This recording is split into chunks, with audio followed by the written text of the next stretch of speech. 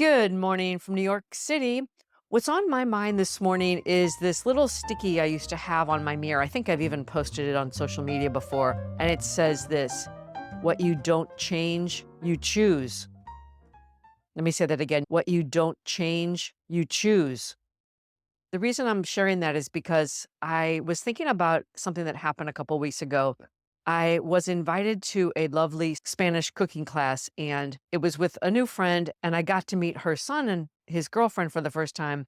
And as we were sitting around enjoying our meal and having sangria, the conversation turned to the kids. Well, they're not kids, but to the young adults. And I started asking about what they do, where they work, if they like what they do, the usual things.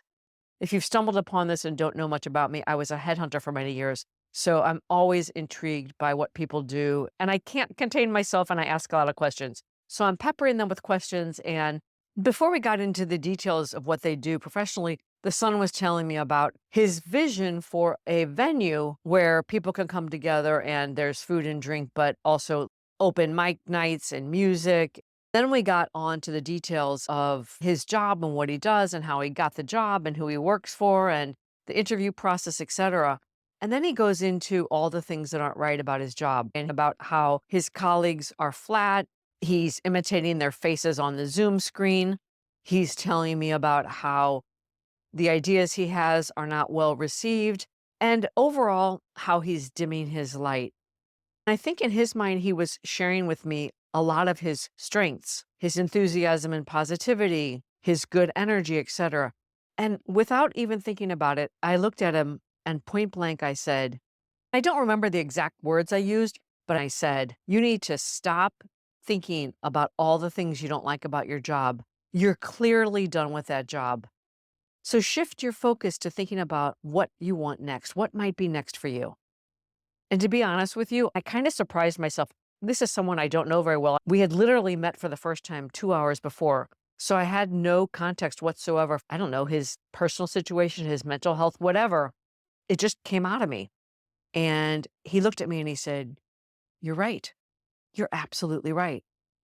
So I think he felt my heart. He knew I wasn't reprimanding him because he was complaining. It was more about, hey, you're done. So what's next? And in that very moment, I saw him light up. I saw his wheels begin to turn. And I think really what it comes down to is sometimes we don't hear ourselves. This exact same thing happened to me in 2009. My father had passed away. It was tragic. I was upset. I'd had this major upheaval in my life. And when I got back and settled into work, I'd complain incessantly about my boss. And honestly speaking, I usually catch myself. I'm not saying I never complain, but really, I'm not that person that complains and criticizes.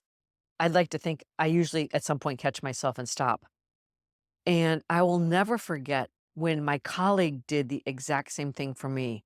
She looked at me and she said, Constance, you need to get therapy or stop or something like that. I can't remember exactly, but I remember whatever it was she said kind of surprised me. And what happened to me is over a couple of months, I got clarity on exactly what I told this friend's son last week. I was done and it was time to pack up my desk and move on, but I couldn't see it yet. So my focus was all on what wasn't right and how I was being done wrong and everything I was unhappy about with my boss. I guess it all comes down to that quote that I started with: what you don't change, you choose. Another way we used to say it when I was in the executive search business and I was waiting for a candidate to accept an offer, and they would sometimes dance around it or leave us waiting with bated breath. What we used to say to each other is, not deciding is deciding. It's the same thing. There's a part of me that feels that those two sayings, what you don't change, you choose, and not deciding is deciding, they feel like they have a little bit of a negative bent.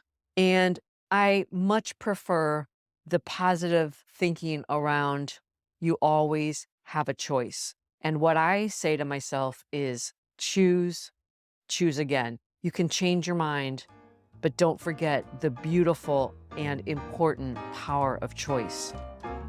I'll leave you with that thought today. Until next time, from my heart to yours.